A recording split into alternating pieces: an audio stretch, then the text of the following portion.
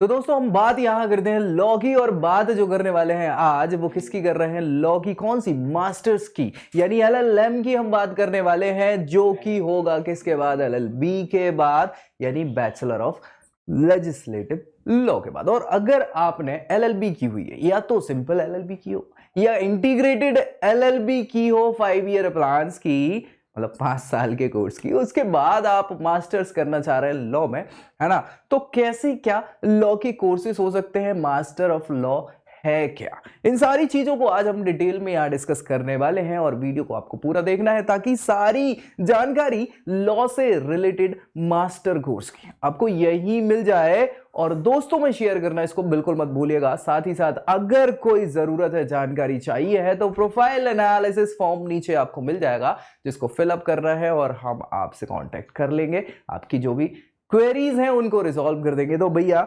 इसको सब्सक्राइब कर लेना है चैनल को, ताकि पूरी जानकारी लॉ की आपको यही मिलती रहे। तो स्टार्ट करेंगे लिगम मैजिस्टर की, यानी कि एलएलएम की बात करेंगे। लैटिन भाषा का शब्द जैसे एलएलबी था, वैसे एलएलएम भी है। हालांकि हम आम भाषा में इसको क्या बोल देते हैं? मास्टर ऑफ लॉ बोल देते हैं। जी हाँ, एलएलएम के लिए एलिजिबिलिटी जो चाहिए वो, चूंकि मास्टर कोर्स है, यानी कि पोस्ट ग्रेजुएशन की बात हम कर रहे हैं, सो आपको अंडर ग्रेजुएट होना जरूरी है, और वो भी किस फील्ड में? एलएलबी से ही। जी हाँ, उसके बाद ही एलएलएम आप कर सकते हैं। तो यहां पे एलएलबी डिग्री 3 साल की करी हो, या इंटीग्रेटेड कोर्स किया हो 5 सालों का एलएलबी वाला, चाहे वो बीए हो एलएलबी, चाहे बीकॉम एलएलबी, चाहे बीएससी एलएलबी, चाहे बीटेक एलएलबी, वो तो 6 ईयर का होता है, बीसीए एलएलबी, कोई भी एलएलबी आपने किया हो उसके बाद ही एलएलएम आप कर सकते हैं। यहां पे जो डिग्री आपने बनाई हुई है, यानी अंडर ग्रेजुएशन एलएलबी की हुई है, उसमें 50 से 60% अगेन वेरी करता है college to college, university to university, कि मिनिमम क्या आपके परसेंटेज उस प्रोग्राम में रहे हैं। इसके साथ ही फी स्ट्रक्चर की बात कर ले तो भैया फी भी बहुत ज्यादा वेरी करती है। 1 लाख रुपए से लेके यहां आप 4 लाख रुपए तक की कोर्सेस होते हैं अलग अलग कॉलेजेस में फी के तौर पे। और भैया अगर LLM college, Jamia Millia Islamia university की बात करें तो सबसे कम फी है कितनी भैया? जस्ट ₹18,000, 18,000 रुपए में आपका एलएलएम हो जाता है। तो अगर वो मिल जाए तो अच्छी बात है, कहीं से खराब नहीं है। इसके अलावा टॉपेस्ट कॉलेजेस में बात करें यहां एलएलएम की, तो भैया नेशनल लॉ इंस्टीट्यूट एनएलयूज जो कहलाते हैं, अलग अलग हैं ये, चाहे दिल्ली की बात कर लें या फिर हम नोएडा की बात कर लें। नोएडा का नहीं है, कहाँ का है? हैदराबाद का है, ठीक है। इसके अलावा national law schools of India, इनसे आप कर सकते हैं। यूनिवर्सिटीज जो हैं, इसके अलावा नालसार यूनिवर्सिटी। नालसार यूनिवर्सिटी क्या है?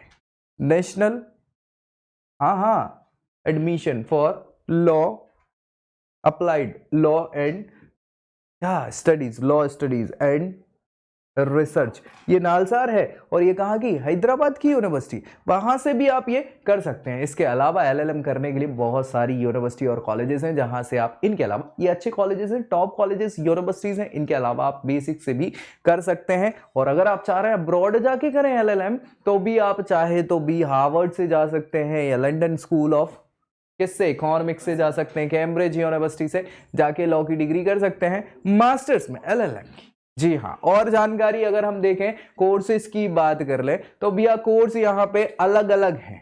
कैसे हैं? डिस्टेंस एजुकेशन भी हो जाती है एलएलएम में, और वो 19,300 कौन सी? अन्नामलाई यूनिवर्सिटी करवा रही है डिस्टेंस एजुकेशन से लॉ में मास्टर। साथ ही साथ यहां पे एलएलएम स्पेशलाइजेशन के साथ कौन कौन से स्पेशलाइजेशन है? तो international law, criminal law, corporate law, इन पे भी एलएलएम किया वही जाएगा, स्पेसिफिकेशन पे किया जाएगा। कैंडिडेट को अपना करियर एस्टैब्लिश करना है तो लीगल रिसर्च और टीचिंग ऑप्शनल रख के एलएलडी, यानी डॉक्टरेट ऑफ लॉ, पीएचडी जैसी होती है, एलएलटी यहां होती है।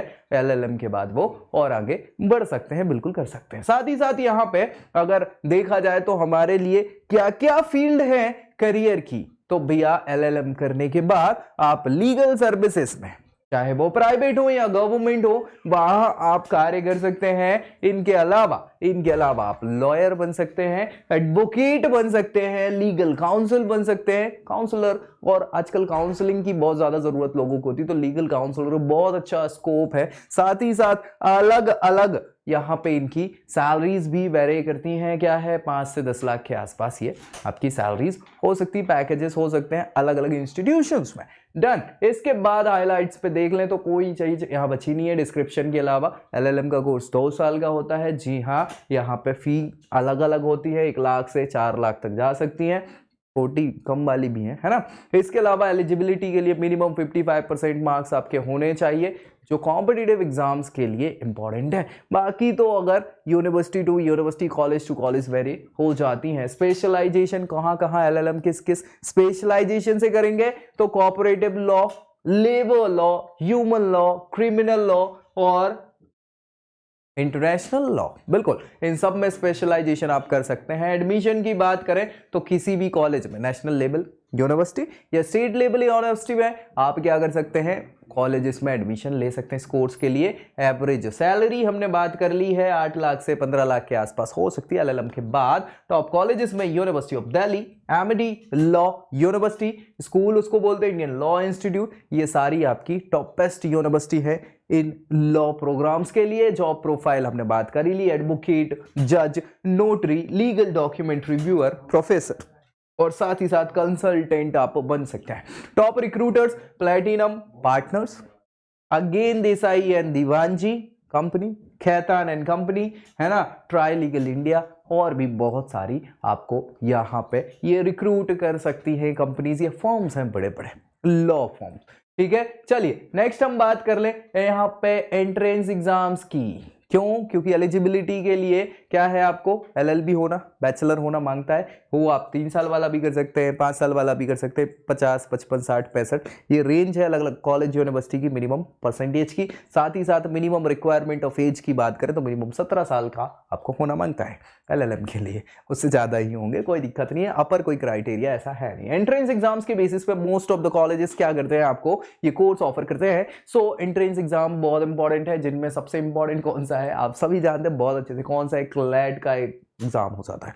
यहाँ एग्जाम अलग अलग राउंड्स में होते हैं, पहले आपका हो सकता है एमसीक्यू बेस्ड बेसिक राउंड हो, उसके बाद इंटरव्यू के बाद आपको कॉलेज मिले, अच्छे अच्छे कॉलेजेस में यही होता है। ठीक है, इंटरव्यू राउंड भी यूनिवर्सिटीज पे डिपेंड करता है। फिर भी अगर बात करें, क्लैट पीजी होता है ना, आईलेट होता है, आईलेट के अलावा आईपीयू सीईटी होता है इंद्रप्रस्थ यूनिवर्सिटी का। ठीक है, बीएचयू का यूईटी होता है, यूनिवर्सिटी एंट्रेंस टेस्ट, ये सारे के सारे हैं। इसके अलावा सीयूईटी के बेसिस पे भी बहुत सारे एडमिशन आपको मिल जाते हैं। तो अगेन बहुत सारे हैं, और जितने सारे एंट्रेंस एग्जाम्स हैं उन सब के वीडियोस आपको प्लेलिस्ट में मिल जाएंगे इन चैनल पे, तो जाके देख लो, दोस्तों में शेयर कर देना ताकि उनका भी भला हो जाए, और चैनल भी सब्सक्राइब करना है। सिलेबस की बात कर ले, क्या क्या रहेगा एलएलएम का सिलेबस, पढ़ना क्या क्या होगा। तो बेसिकली आप मास्टर्स कर रहे हैं लॉ से, और बेसिक चीजें आपने क्या किया है एलएलबी में सीख चुके हैं, तो आप स्पेसिफिक फील्ड लीगल फील्ड ही हो गई है आपकी, और लीगल से रिलेटेड चीजें ही आपको यहाँ आपके सिलेबस में पढ़ना होगा 2 सालों में,